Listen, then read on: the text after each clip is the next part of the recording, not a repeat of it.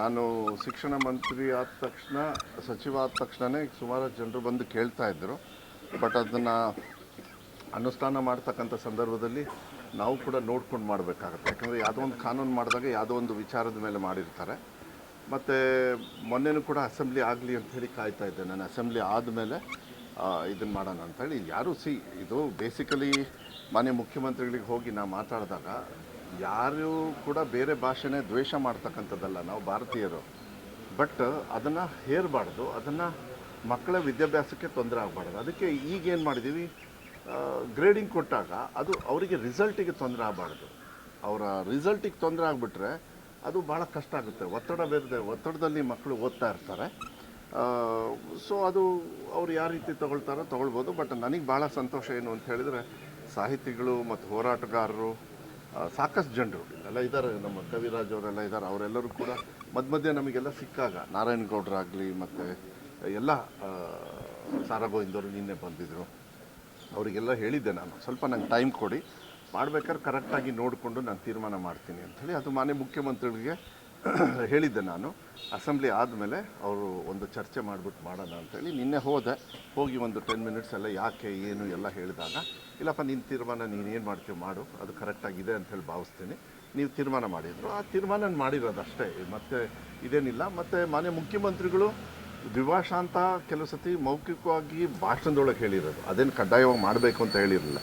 ಇದನ್ನೆಲ್ಲದನ್ನು ನೋಡಿದಾಗ ನಾವು ಕೂಡ ಮಂತ್ರಿಯಾಗಿ ಅವರ ಭಾವನೆಗಳನ್ನು, ಯಾಕೆಂದರೆ ಸ್ವಲ್ಪ ಸಾಹಿತಿಗಳು ಇದೆಲ್ಲ ಅಂದಾಗ ಸ್ವಲ್ಪ ಅವರು ಜಾಸ್ತಿ ಒತ್ತನ್ನು ಕೂಡ ಕೊಡ್ತಾರೆ ಮಾನ್ಯ ಮುಖ್ಯಮಂತ್ರಿಗಳು. ಅವರಿಗೆ ಈ ಕಡೆ ಇದೆ ಭಾಷೆ ಎಲ್ಲದೂ ಕೂಡ, ನಮ್ಮ ಭಾಷೆ ಪ್ರಾಂತ್ಯ ಇದೆಲ್ಲದೂ ಕೂಡ. ಟೀಕಾ ಟಿಪ್ಪಣಿಗಳು ಏನು ಕೆಲವರು ಮಾಡ್ತಾರೆ, ಅದಕ್ಕೆಲ್ಲ ಜಾಸ್ತಿ ತಲೆ ಕೆಡಿಸ್ಕೊಳ್ಳೋದು ಬೇಡ. ನಮ್ಮ ಕರ್ನಾಟಕ ರಾಜ್ಯದ ಮಕ್ಕಳಿಗೆ ಒಳ್ಳೆಯದಾಗಬೇಕು, ನಮ್ಮ ಭಾಷೆಗೂ ಕೂಡ ಅನುಕೂಲ ಆಗಬೇಕು, ಬೇರೆ ಭಾಷೆನ ವಿರೋಧ ಮಾಡಬಾರ್ದು. ಇಲ್ಲ,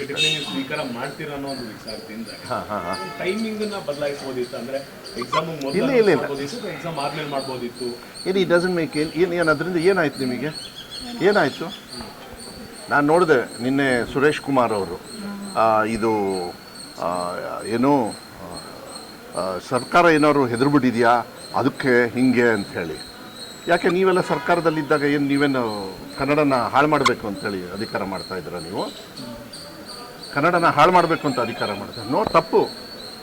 ವಿಜೇಂದ್ರ ಅವ್ರ ವಿಜೇಂದ್ರ ಅವ್ರದ್ದು ಒಂದು ಎಂಥದ್ದು ಎಂಥದ್ದು ಟ್ವೀಟೋ ಏನೋ ನೋಡಿದೆ ನಾನು. ಅವತ್ತು ಕೂಡ ಅವರು ತಿಳ್ಕೊಳ್ಬೇಕಾಗುತ್ತೆ. ಅವ್ರ ತಂದೆಯವರಿಗೆ ಕನ್ನಡದ ಬಗ್ಗೆ ಇರತಕ್ಕಂಥ ಅಭಿಮಾನ ನನಗನ್ಸುತ್ತೆ ವಿಜೇಂದ್ರ ಅವ್ರಿಗೆ ಇನ್ನೂ ಇಲ್ಲ ಅನಿಸುತ್ತೆ. ನಾವು ಅದನ್ನು ಅರ್ಥ ಮಾಡ್ಕೋಬೇಕು. ಸುರೇಶ್ ಕುಮಾರ್ ಅವರು ಅಷ್ಟೇ, ವಿಜೇಂದ್ರ ಅವರು ಅಷ್ಟೇ, ಯಾರೂ ಕಲಿಬೇಡಿ ಅಂತ ಹೇಳಿಲ್ಲ ಅಲ್ಲಿ. ಕರೆಕ್ಟ್ ತಾನೆ? ಹಾಂ,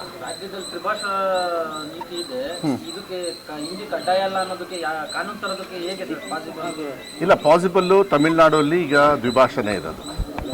ನಾನು ಈ ಯಾರ್ಯಾರು ಇದಕ್ಕೆ ಟೀಕಾ ಟಿಪ್ಪಣಿ ಮಾಡ್ತಾರೆ, ಎಸ್ಪೆಷಲಿ ವಿಜೇಂದ್ರ ಅವರು BJPಯ ರಾಜ್ಯ ಅಧ್ಯಕ್ಷರಾಗಿ, BJPನೂ ಕೂಡ ಈ ರಾಜ್ಯವನ್ನು ಆಳಿದೆ, ಕರೆಕ್ಟಾ? ಅವರಿಗೆ ಸ್ವಲ್ಪ ತಿಳುವಳಿಕೆ ಕಮ್ಮಿ ಅನಿಸುತ್ತೆ.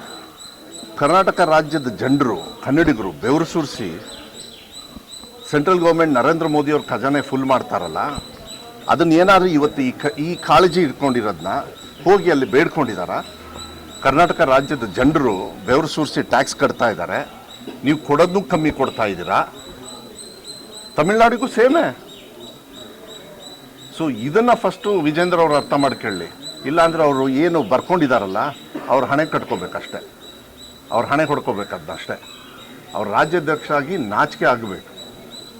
ಫಸ್ಟು ಅವ್ರು ನಿಜವಾಗ್ಲೂ ಅವ್ರಿಗೇನಾದ್ರು ಗೌರವ ಇದ್ದರೆ, ನಮ್ಮ ರಾಜ್ಯದ ಬಗ್ಗೆ ಗೌರವ ಇದ್ದರೆ, ಅವರು ಏನಾದರೂ ನಿಜವಾಗ್ಲೂ ರಾಜ್ಯದ ಅಧ್ಯಕ್ಷರಿಗೆ ಅರ್ಹತೆ ಇದ್ದರೆ, ಇಲ್ಲ ಒಂದು 4 ವೋಟ್ ಅವ್ರಿಗೆ BJP ಅವ್ರಿಗೆ ಬಂದಿದೆ ಅಂದರೆ, ವಿರೋಧ ಪಕ್ಷದಲ್ಲಿ ಕೂತ್ಕೊಳ್ತಕ್ಕಂಥ ಲಾಯಕ್ಕೆ ಏನಾದರೂ ಇದ್ದರೆ, ಇದೇ ಮಾತನ್ನು, ಇದೇ ಟ್ವೀಟನ್ನು, ಇಲ್ಲ ಇದೇ ಮೆಸೇಜನ್ನ ಕನ್ನಡದಲ್ಲೇ, ಇಲ್ಲಾಂದರೆ ಹಿಂದಿಯಲ್ಲಿ ಅವ್ರಿಗೆ ಏನಾದ್ರು ಅರ್ಥ ಆಗಲಿಲ್ಲ ಅಂದರೆ ಹಿಂದಿಯಲ್ಲಿ ನರೇಂದ್ರ ಮೋದಿ ಅವರಿಗೆ ಅದನ್ನು ಬರೆದು ನಮ್ಮ ಕನ್ನಡ ರಾಜ್ಯದ ಜನರು, ಇವಾಗೇನು ಮೆಟಾ ಎಂಥದ್ದು ಇದ್ದಾವೆ, ಕನ್ನಡದಲ್ಲಿ ಹಾಕಿದರೆ ಮೋದಿಯವ್ರು ನೋಡ್ಕೋತಾರೆ. ಅವ್ರಿಗೆ ಭಾಳ ಮೊಬೈಲು ಅಂದರೆ ಭಾಳ ಪ್ರೀತಿ, ಯಾರಿಗೆ? ನರೇಂದ್ರ ಮೋದಿ ಅವರಿಗೆ. ಸ್ವಲ್ಪ ಅದನ್ನು ಕರ್ನಾಟಕದ ನಮ್ಮ ಫೈನಾನ್ಸ್ ಮಿನಿಸ್ಟ್ರು ಏನವ್ರ ಹೆಸರು, ನಿರ್ಮಲಾ ಸೀತಾರಾಮನ್ ಅವರು ಎಲ್ಲಿಂದ ಗೆದ್ದಾರೆ ರೀ? ಎಲ್ಲಿಂದ ಗೆದ್ದಾರೆ? ಅವ್ರಿಗೂ ಟ್ವೀಟ್ ಮಾಡೋಕ್ಕೆ ಹೇಳಿ ನೋಡೋಣ ಇದ್ರ ವಿರುದ್ಧ. ಕರ್ನಾಟಕದ ಮತ ಹಾಕ್ಕೊಂಡು ಅಲ್ಲಿ ಗೆಲ್ಲಬೇಕು, ನಮ್ಮ ರಾಜ್ಯದ ಜನರು ಬೆವರು ಸುರಿಸಿ ಟ್ಯಾಕ್ಸ್ ಕಟ್ಟಬೇಕು. ಮಾನ್ಯ ಸಿದ್ದರಾಮಯ್ಯ ಅವರು ಹೋಗಿ ಕೇಳ್ಕೊಂಡ್ರು ಕೂಡ, ನಮ್ಮ ಸರ್ಕಾರ ಹೋಗಿ ಬೇಡ್ಕೊಂಡ್ರು ಕೂಡ ಕೊಡ್ತೀನಿ ಅನ್ನೋದನ್ನ ಕಟ್ ಮಾಡ್ತಾರಲ್ಲ. ಹಾಗಾದ್ರೆ ಇದ್ರ ಬಗ್ಗೆ ನಮ್ಮ ವಿಜೇಂದ್ರ ಅವರು ಏನು ಹೇಳ್ತಾರಂತೆ, ಅವ್ರ ಪಕ್ಷದವ್ರು ಏನು ಹೇಳ್ತಾರಂತೆ, ಅವ್ರ ಕಾರ್ಯಕರ್ತರು ಏನು ಹೇಳ್ತಾರಂತೆ. ನಾನು ಹೇಳ್ತೀನಿ, ಇದನ್ನ ಹೇಳ್ಕೊಂಡು ಹೋದ್ರೆ ಮೋಸ್ಟ್ಲಿ BJP ಅವರು ಅವ್ರ ಮುಖಕ್ಕೆ ಉಗಿತಾರೆ. ಆ ಚರ್ಚೆಗೆ ಬರೋದಿಲ್ಲ. ಇವಾಗ ಇದನ್ನು ಕಡ್ಡಾಯವಾಗಿ ನೀವನ್ನ ಗ್ರೇಡಿಂಗ್ ಸಿಸ್ಟಮ್ ಮಾಡಿದ್ದೀವಿ, ರಿಸಲ್ಟಿಗೆ ಎಫೆಕ್ಟ್ ಆಗೋದಿಲ್ಲ. ಮಕ್ಕಳಿಗೆ ಶಿಕ್ಷಣಕ್ಕೆ ಒತ್ತಡ ಬರಬಾರ್ದು, ಆ ಕೆಲಸವನ್ನು ಇವಾಗ ನಾವು ಮಾಡಿದ್ದೀವಿ. ಇದು ಲಾರ್ಜರ್ ಸ್ಕೇಲ್ ಆಗ್ತದೆ. ವಿಧಾನಸಭೆಯಲ್ಲಿ ಚರ್ಚೆ ಆಗಬೇಕು, ಇಲ್ಲಾಂದ್ರೆ ಮಾನ್ಯ ಮುಖ್ಯಮಂತ್ರಿಗಳ ಗೈಡೆನ್ಸ್ ತೊಗೊಂಡು ನಾವು ಮುಂದೆ ಹೋಗಬೇಕಾಗುತ್ತೆ.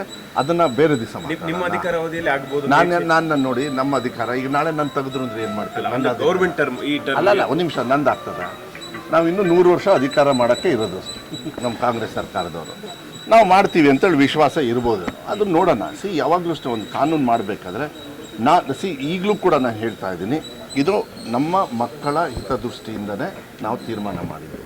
35ರಿಂದ 33 ಮಾಡೋದಕ್ಕೂ ಕೂಡ ಕಾರಣ ಏನು ಅಂದರೆ, ನಮ್ಮ ಕರ್ನಾಟಕ ರಾಜ್ಯದ ರೈತ ಮಕ್ಕಳು ಬೇರೆ ರಾಜ್ಯದಲ್ಲಿ 30ರಲ್ಲಿ ಪಾಸಾಗಿ ಇಲ್ಲಿ ಬಂದು ಕೆಲಸ ಸಿಗ್ತದೆ. ಕಡ್ಡಾಯವಾಗಿ ಈಗ SSLC ಪಾಸ್ ಆಗಲೇಬೇಕು. ನೀವು ಯಾವುದೇ ಕೆಲಸ ತಗೊಳ್ಳಿ, ಒಂದು ಕೆಲಸ ಸಿಕ್ತು ಅಂತ ಅವಾಗ ಅರ್ಥ ಮಾಡ್ಕೊಂಡಿಲ್ಲ, ಟೀಕಾ ಟಿಪ್ಪಣಿ ಮಾಡಿಬಿಟ್ರು. ನನಗೆ ಸ್ವಲ್ಪ ಅರ್ಥ ಮಾಡ್ಕೋಬೇಕು ಟೀಕಾ ಟಿಪ್ಪಣಿದಾರರು. ಈ 33 ಮಾಡಿರೋದು ಪಾಸ್ ಮಾಡೋದಕ್ಕಲ್ಲ, ಬಡವರು ಪಾಸಾಗಿ ಅವರ ಒಂದು ಸಹಕಾರಕ್ಕೆ. ಯಾಕೆಂದರೆ ಒಬ್ಬರಿಗೆ ಕೆಲಸ ಸಿಕ್ಕರೆ ಅವ್ರ ಕುಟುಂಬ ಸೇಫ್ಟಿ ಬರ್ತದೆ, ರಕ್ಷಣೆ ಬರ್ತದೆ, ಅವ್ರಿಗೊಂದು ಮೆಡಿಕಲ್ ಫೆಸಿಲಿಟಿ ಸಿಗ್ತದೆ, ಭವಿಷ್ಯದಲ್ಲಿ ಅವ್ರ ಮಕ್ಕಳಿಗೆ ಒಂದು ಸೆಕ್ಯೂರಿಟಿ ಸಿಗ್ತದೆ. ಆ ನಿಟ್ಟಿನ ಮೇಲೆ ಮಾಡಿರೋದು ಹೊರತು, ಯಾಕೆ 625 ತಗೊಳ್ಳಿಲ್ವಾ? ತಗೊಂಡಿದ್ದಾರಲ್ಲ ಮಕ್ಕಳು. ಯಾರು ವಿರುದ್ಧ ಯಾರು ಮಾಡ್ತಾರೆ? ಆಮೇಲೆ ನಮ್ಮ ದೇಶ ಹೆಂಗೆ ಡಿವೈಡ್ ಆಗಿರೋದು? ಭಾಷೆ ಮೇಲೆ ಆಗಿರೋದು. ಹಂಗೆ ಅಂದ ತಕ್ಷಣ ಹೊಡೆದಾಡ್ಕೊಳ್ಳಿ ಅಂತ ಹೇಳಲ್ಲ. ಅಂಬೇಡ್ಕರ್ ಅವರು ಭಾಷೆ ಮೇಲೆ ಇದೆಲ್ಲದೂ ಕೂಡ ಪ್ರಾಂತ್ಯವನ್ನು ಆದರೂ ಕೂಡ ನಾವೆಲ್ಲ ಒಂದೇ ತಾಯಿ ಮಕ್ಕಳು ಅಂಥೇಳಿ. ಇವ್ರಿಗೆ ಅಷ್ಟು ಧೈರ್ಯ ಇದ್ದರೆ ಹಿಂದಿನ ರಾಷ್ಟ್ರ ಭಾಷೆ ಅಂತ ಹೇಳಿ ಮಾಡಲಿ ನೋಡೋಣ. ಅಲ್ಲ, ಅದಕ್ಕೆ ಯಾರಿಗೆ ಅದೇ ಮಾಡಬಾರ್ದು. ಸಿದ್ದರಾಮಯ್ಯ ಸಾಹೇಬರು ಹೇಳಿದ್ದಾರೆ, ನೀವೇನೇ ತೀರ್ಮಾನ ತಗೊಂಡ್ರೇನು ಅದು ಒಂದು ನೆನಪಿಟ್ಕೊಳ್ಳಿ, ಮಕ್ಕಳ ಹಿತದೃಷ್ಟಿಯಿಂದ ತಗೊಳ್ಬೇಕು. ಅವ್ರ ಭವಿಷ್ಯಕ್ಕೆ ತೊಂದರೆ ಆಗಬಾರ್ದು. ನಮ್ಮ ಭಾಷೆ, ನಮ್ಮ ನೆಲ, ಜಲ, ಪೂರ್ವಕರು ಏನು ಮಾಡಿದ್ದಾರೆ ಎಲ್ಲರೂ ಕೂಡ ಕಾಪಾಡ್ಕೊಂಡು ಬಂದಿದ್ದಾರೆ. ಯಾಕೆ ನಿಮಗೆ ಗೋಕಾಕ್ ಚಳವಳಿ ಎಲ್ಲ ಆಗಿರ್ತಕ್ಕಂಥದ್ದು, ಅದು ಒಂದು ಚಳವಳಿ ಮೇಲೆ ಯಾವುದೋ ಒಂದು ವಿಚಾರಕ್ಕೆ, ಅದರಿಂದ ನಮಗೆ ಅನುಕೂಲನೂ ಕೂಡ ಅನನುಕೂಲ ಆಗಿದೆಯಾ? ಸೊ ಇದನ್ನು ಯಾವಾಗ ಈ ಹೋರಾಟಗಾರರೆಲ್ಲ ಯಾಕೆ ಅವ್ರು ಹೋರಾಟ ಮಾಡಬೇಕು? ನಮ್ಮ ರಾಜ್ಯದಲ್ಲಿದ್ಬಿಟ್ಟು ನಮ್ಮ ಇದಕ್ಕೇನೆ ಹೋರಾಟ ಮಾಡ್ತಾರಂದರೆ, ನಾವು ಬೇರೆ ವಿರುದ್ಧವಾಗಿ ಏನು ಮಾಡಿಲ್ಲಲ್ಲ. ಎಲ್ಲಿ ಮಾಡಿದ್ದೀನಿ? ಈ ಸುರೇಶ್ ಕುಮಾರ್ ಅವರು ಸ್ವಲ್ಪ ಅರ್ಥ ಮಾಡ್ಕೊ, ಶಿಕ್ಷಣ ಸಚಿವರಾಗಿ ಕನ್ನಡ ಓದಲೇಬಾರ್ದು ಅಂತ ಹೇಳ್ತಾ ಇದ್ದಾರೆ ಅಂತ ಫಸ್ಟ್ ಅದು ಅರ್ಥ ಮಾಡ್ಕೊಳ್ಳಿ. ಅದರೊಳಗೆ ಹಂಗೆ ಹೇಳೇ ಇಲ್ಲ. ನಾವು ಆಪ್ಷನಲ್ಲಿ ಬಿಡಬೇಕಾಗತ್ತೆ. ನಮ್ಮ ದೇಶದೊಳಗೆ 1000 ಭಾಷೆ ಕಲೀಲಿ ನಮ್ಮ ಕನ್ನಡಿಗರು, ಬಟ್ ಕನ್ನಡವನ್ನು ಕಂಪಲ್ಸರಿಯಾಗಿ ಓದಲಿ ಅಷ್ಟೇ. 91 ಬೇಡ. ಅಲ್ಲ, ಎಲ್ಲಿಗೆ ಹೋಗುತ್ತೀವಿ? ಇವತ್ತು ಮಕ್ಕಳು ಹುಟ್ಟಿದ ತಕ್ಷಣ ನಾಳೆ ಶಾಲೆಗೆ ಸೇರಿಸೋಂಥ ಸಂದರ್ಭ ನಾವೇ ಸೃಷ್ಟಿ ಮಾಡ್ಕೋತೀವಿ. ಇದೆಲ್ಲ ಒಂದು ಗೈಡ್ಲೈನ್ಸ್ ಇರ್ತದೆ. ನಾನು ಅವ್ರ ಪಾಪ ಅವ್ರ ವಿರುದ್ಧವಾಗಿ ಹೇಳೋದಿಲ್ಲ. ನಾನು ಇಷ್ಟು ಹೇಳ್ಬೋದು, ಮಕ್ಕಳನ್ನು ಮನೆಯಲ್ಲಿ ಮುದ್ದಾಡಿ ಸ್ವಲ್ಪ ಇಟ್ಕೊಳ್ಳಿ, ಮನೇಲಿ ಏನಾಗೋದಿಲ್ಲ. ನಾನು ಸಾರಿ, ಅವ್ರಿಗೆ ಮನಸ್ಸಿಗೆ ನೋವು ಮಾಡಬೇಕು ಅಂತ ಹೇಳೋದಿಲ್ಲ. ಇದು ಕಾನೂನನ್ನ ಎಲ್ಲೋ ಒಂದು ಹತ್ರ ಇಡಬೇಕಾಗ್ತದೆ. ನೀವು 18 ಇಯರ್ಸಿಗೆ ಡ್ರೈವಿಂಗ್ ಲೈಸೆನ್ಸು, ವೋಟಿಂಗು, ಹೀಗೆ ಮದುವೆ ಆಗೋಕ್ಕೆ 21, ಏನು ಗಂಡಸರಿಗೆ 21? ಹಾಂ, ಯಾಕೆ 21 ಒಂದು ತಿಂಗಳು ಮುಂಚೆ ಕೊಡಿ. ನಾ ಹೇಳೋಕ್ಕಾಗತ್ತಾ ಇದು? ಸೊ ಇದೆಲ್ಲ ಆಗೋದಿಲ್ಲ. ಕಾನೂನು ಮಾಡಬೇಕಾದ್ರೆ ಒಂದು ವಿಚಾರ ಇಟ್ಕೊಂಡು ಮಾಡ್ತಾರೆ. ಈ ಚರ್ಚೆನ ನೀವು ನಿಲ್ಲಿಸಬೇಕಾಗತ್ತೆ. ನಿಲ್ಲಿಸಿ. ನಾನು ದಯವಿಟ್ಟು ಅಲ್ಲ, 75,000 ಮಕ್ಕಳು ಅಂತ ಹೇಳಿ ನೀವು ಕರೆಕ್ಟಾಗಿ ನೋಡ್ಕೊಳ್ಳಿ. ಅಷ್ಟು ಜನರೇ ಇಲ್ಲ, ತಿಳ್ಕೊಬಿಡಿ. ನಮ್ಮ ದೇಶದಲ್ಲೂ ಸಿಗಲ್ಲ ಅಷ್ಟು.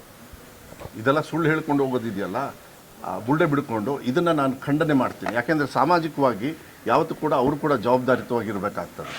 ಕಾನೂನನ್ನು ಅವ್ರಿಗೆ ಹೆಂಗೆ ಬೇಕು ಹಂಗೆ ಮಾಡೋದಿಲ್ಲ. ಎಲ್ಲರಿಗೂ ಸಮಾನತೆಯನ್ನು ತರ್ತಕ್ಕಂಥ ಕೆಲಸವನ್ನು ಮಾಡಬೇಕಾಗುತ್ತೆ. ಅದಕ್ಕೆ ನಾನು ಇದು ಹೆಚ್ಚು ಚರ್ಚೆ ಮಾಡಲ್ಲ. ಕಾನೂನು ಮಾಡಿದೆ ಕ್ಲೋಸ್. ನಾನಲ್ಲ ರೀ, ಕಾನೂನು ಇದೆ. ಇದೇ ಥರ ತಂದೆ ತಾಯಿಯವರೇ ಪಾಪ ಹೈಕೋರ್ಟಿಗೆ ಹೋಗಿ ಸಿಕ್ಕಾಕೊಂಡಿರೋದು. ನಾನಲ್ಲ ಕಾನೂನು ಮಾಡಿದ್ದು. ಹೇಳ, ಯಾರು ನಂಗೆ ಟೀಕಾ ಟಿಪ್ಪಣಿ ಮಾಡಿದ್ರು BJP ಇದ್ದರೆ 22ಕ್ಕೆ ಅವ್ರ ಹಣೆ ಬರೋಕ್ಕೆ ಅವ್ರು ಮಾಡಿರೋದು. ತಗೊಂಡು ಕೊಡ್ಲಾ ನಿಮಗೆ ಆರ್ಡ್ರು? ಅದಕ್ಕೆ ನಾನು ಹೇಳೋದು ಬೇಡ. ನನಗೆ ಮಕ್ಕಳನ್ನಿದ್ದಾಗ ನಾನು ಯೂಶಲಿ ರಾಜಕಾರಣ ಮಾಡೋದಿಲ್ಲ. ಆದರೆ ನಮ್ಮ ಕರ್ನಾಟಕ ರಾಜ್ಯದ ಜನರ ಬೆವರೇನಿದೆ ಅದು ಬಿ ಜೆ ಪಿಯವರು ಮತ್ತು ವಿಜೇಂದ್ರ ಅವರು ಸ್ವಲ್ಪ ಅರ್ಥ ಮಾಡ್ಕೊಳ್ಳಿ. ಈ ನಿಮ್ಮ ದೇಶ ಓಡಾಡ್ತಾ ಇರೋದೆ, ನಿಮ್ಮ ದೇಶ ಚೆನ್ನಾಗಿ ಆರ್ಥಿಕವಾಗಿ ಏನೋ ಸದೃಢವಾಗಿದೆ ಅಂದರೆ ನಮ್ಮ ರಾಜ್ಯದ ಬೆವರು. ಮತ್ತು ನಮ್ಮ ತಮಿಳ್ನಾಡು ಇರ್ಬೋದು, ಕೆಲವು ಮಹಾರಾಷ್ಟ್ರ ಇರ್ಬೋದು, ಅವರು ಬೆವರಿಂದ, ಕೇರಳ ಇರ್ಬೋದು, ಇವ್ರ ಬೆವರಿಂದ ನಮ್ಮ ದೇಶ ಚೆನ್ನಾಗಿ ನಡೀತಾ ಇದೆ. ಬೇರೆ ರಾಜ್ಯದಲ್ಲಿ ಟ್ಯಾಕ್ಸ್ ಕಮ್ಮಿ ಕೊಟ್ಟರು ಕೂಡ ಅವರನ್ನು ಈ ಭಾರತೀಯರು ಅಂತ ಬದುಕೋಕ್ಕೆ ಕನ್ನಡ ರಾಜ್ಯದ